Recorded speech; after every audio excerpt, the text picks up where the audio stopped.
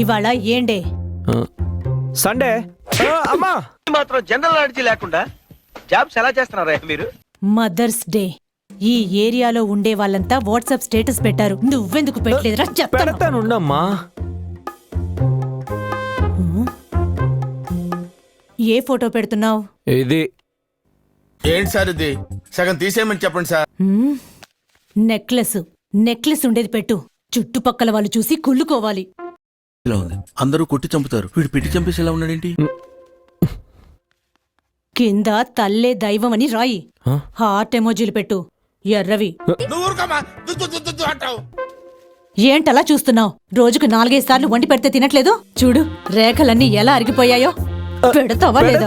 ఏదో తేడాగా ఉందండి. లైన్లో ఉండవు, లైన్లో ఉండు.